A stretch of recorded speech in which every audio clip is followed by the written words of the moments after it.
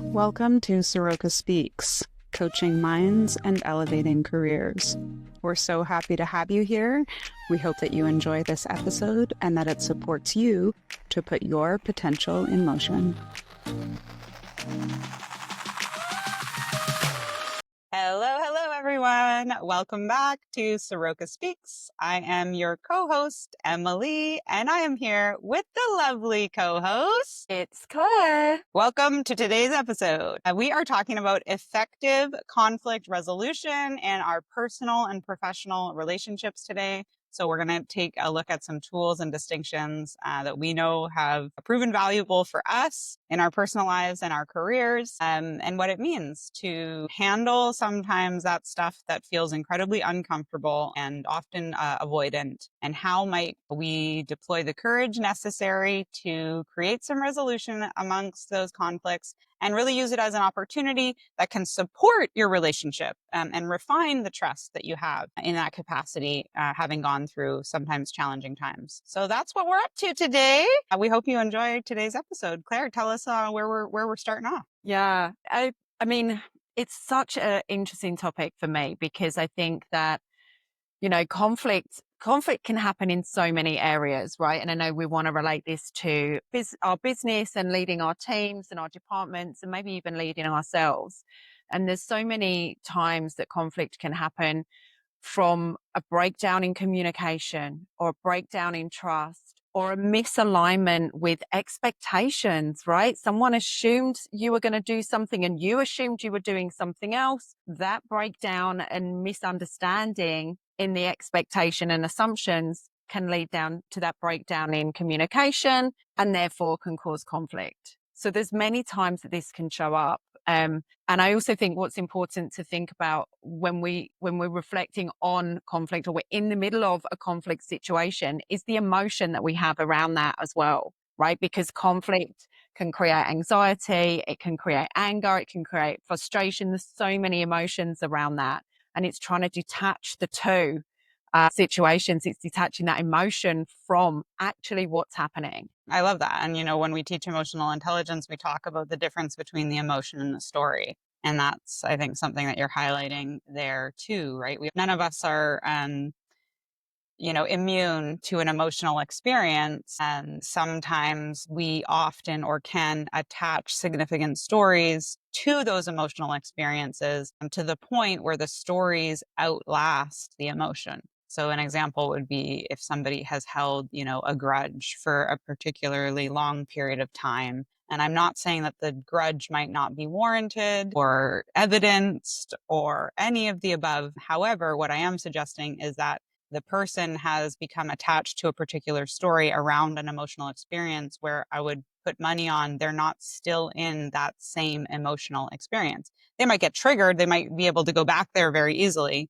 But an actual emotional experience, I think research shows only lasts about like 90 seconds at most or something. And one of the things that came to mind as you were sharing is I think it's important when we're talking about this stuff to be able to identify like what is a conflict, like how do we know we're in conflict? And how do we know that conflict may be needing to be resolved? Would you indulge us there? Yeah, definitely. And it's actually it's a really interesting question because I never thought about that. How do you know that you're in conflict? Some is very easy, right? There is a physical reaction. Someone can recoil from the conversation, can retreat, go, I'm not talking about this, and walk off. So there's like the physical elements of, well, this is obvious that there's now a problem and we're now in conflict. And it can be the tone of voice as well. Voices become raised or perhaps they become very blunt in their, well, this is what I said to you. And this is what I was expecting. And this is what I wanted. And that's not what you've done. And all of a sudden the tone of voice changes, right? The body language, the weight, maybe it's pointing a finger, more arm movements. I know that I can be quite expressive anyway, happy, sad, angry, you name it. I'm kind of expressive with my hands. But I think that's something that's some very obvious signs of the conflict. But what about thinking about not outside the box, but thinking of other ways is people being passive aggressive. Well, what did I do? Why are you being so passive aggressive to me? As simple as they're no longer talking to me. They haven't spoken to me all day.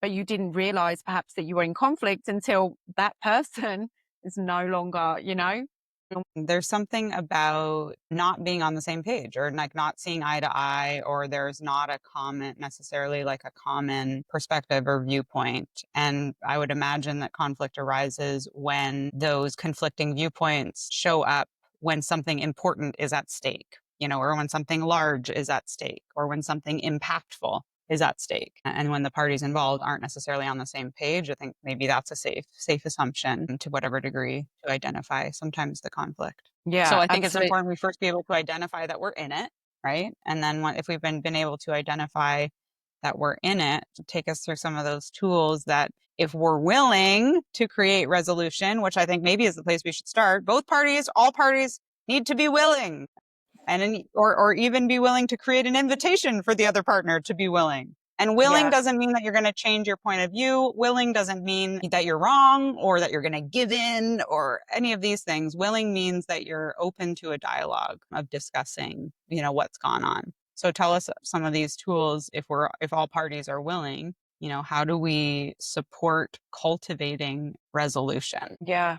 The most simplest form for me is once you have identified that there's a conflict, you are willing to have that conversation and try and resolve it. It's coming in with the mindset of, I'm willing and open to listen. And really, we call that the active listening. It's the most basic form of communication, if you like. That ability to listen and not have that inner narrative that we have inside us that tells us a story alongside whatever the other person is telling us. It's really listening to what they have to say without our own agenda, without our own thoughts, because we're coming to that conflict with our own agenda, with our own thoughts, with our own feedback, with everything, maybe our own conflict of how that situation played out, whether it was in our control, we initiated it or not. We've now got an emotion and a feeling around this conflict. So it's being able to come and really be open and reframe that mindset that you're in to say, okay, I'm here and let's move forward. And really thinking about, I wanted to say trust, but we'll touch on trust as well, about the impact that breakdown in conflicts can have is a breakdown in trust, right? And when you lose trust, that also diminishes your ability to communicate effectively. So the coming in with that open mindset, the active listening. And then I really wanted to talk about the SBIA theory that we have. I kind of wanted to pass that over to you because I think you are incredible at explaining that one. Yeah, no problem at all. Thanks for the invitation. One other point that came to mind, and I was like having an internal chuckle to myself when you were sharing, was there is like active listening, like you were saying, and then there is like waiting to speak, right? Mm. And as I was listening to you, I noticed I really want to share the point about whether you're, sometimes when you're not listening, you're waiting to speak. And then I was like, oh, Mhm. wow, I'm doing that right now. So it's a natural human condition, of It course, is. but Yeah. to be mindful of like, am I in active listening or am I waiting to speak? And I think different environments are going to yield different results in terms of, okay, in this podcast episode, maybe I should be waiting to speak at times now, relatively speaking, only so that we have an agenda and that we're keeping pace. But in a true, say, a conflict resolution conversation, my real service to that resolution is to show up in my genuine, authentic, deep listening. And that reminds me, before I get to SBIA, I'll just share that reminds me of my favorite quote. Like when I think about communication, conflict resolution, I believe their name is Mickey Cashton. So forgive me if I'm not giving them credit accurately. But the quote is, true dialogue can only happen if I enter the conversation willing to be changed by it. And when I think about if that willingness is at play, our next step is to have a true dialogue. And a true dialogue can only happen if I enter the conversation willing to be changed by it. Yeah. So I just think that's really beautiful because you never know what could happen, what kind of magic can brew inside of a conversation when all parties are showing up with that mindset. And then I think part of conflict resolution, like, we're suggesting, is this deep listening, is this being heard, is this endeavoring to understand other people's experiences and perspectives, whether you adopt it or you resonate with it or not. And that's what, I believe brought you to the SBIA model that we use for feedback. So it stands for situation, behavior, impact, agreement. And this gives a very pragmatic way to give feedback. It depersonalizes it because we're now no longer attacking someone's character or personality. We're able to give them very, like, kind of factual and pragmatic, as I mentioned, feedback. So situation is naming the where and the when. The behavior is what was said or done. And again, just naming the facts, not attacking people's character or personalities. And then the I stands for impact. So, what was the impact of what was said or done? And then we transition to agreement, which is all parties involved, or whatever, whatever flavor of this feedback conversation as it exists. What are we taking away from it in terms of corrective action that we all agree to that would mitigate this from happening again in the future? So I wish it sounded cooler than SBIA, right? Wouldn't it, But that's it. Situation, behavior, impact, agreement. And Yeah. we find that that's a really beautiful way to communicate the impact of someone else's behavior or situation as it pertained to us or the business or a client or a result or a relationship, whatever it is. So that's our Yeah. SPIA tool for Yeah. feedback. Have you used that in action anytime recently, Claire? I haven't actually. I feel like life has been a little bit calm, which I really like. Good. You know, not that I wish I could have used it because I don't want any conflict in my life. I've had enough of that. But I do think, I do think it is. I think it's a really worthwhile tool. And I think it's really important to be able to remove a lot of that emotion because when there's so much emotion around a situation, personally and professionally, if something is has really gone awry within a business and all of a sudden everybody's emotional about it because it's a frustration. We're late on deadlines, we're late to deliver to clients, we've lost an opportunity. That automatically changes the mood and the environment in the office. And I think one of the things that we should touch on as well with the SBIA is when and where to have those conversations, right? Don't have that. Don't have that conversation in the middle of the open plan office. Nothing good is going to come from that situation. Everyone else is going to know about it. Everyone's going to have an opinion. It's going to change the entire mood of the office. And it's going to perhaps have that knock on effect of how other people perceive the two of you in that conflict or the three of you in that conflict and change perhaps how they interact with you moving forward. Maybe, they become more afraid of, well, I don't want to bring anything that might be negative. I don't want to come with, I'm going to be late on my presentation. I don't want to say that there's an issue because I didn't like the way that you reacted to that. Or it could be, I don't know, they start losing respect because they saw conflict in the middle of the office. And actually that should be something that happens behind, in a boardroom. That's the conversation. Or let's go out for a coffee because we have no boardroom and we need to get out of this space and we need to go sit in an open space where there is, that changes everyone's mood immediately, right? Because you change the environment and therefore you change the way that you approach that conversation as well. I think I that's a love really it. important thing. I love that. You're suggesting that tact is not only timing, it is also environment. Beauty. Absolutely. So we want to talk a little bit about after, we've been able to have some of these conversations, we're aligned with resolution, perhaps we've even created it. Now we need to rebuild the relationship. So what happens in the aftermath of conflict resolution? Yeah. I think, if we use the SBIA, looking at that agreement is the first way. And even if you haven't gone through that, you've just resolved that in communication. It's making sure that you're both then singing from the same hymn sheet. Did we fully resolve everything? Are we in agreement of, even if you don't agree how that happened, we agree that that's how to move forwards, right? How do we not get in that place of conflict again? How do we communicate better? Do we set more, it could be as simple as that agreements versus assumptions. What you thought was you was going to get is not what you was going to deliver, da, da, da.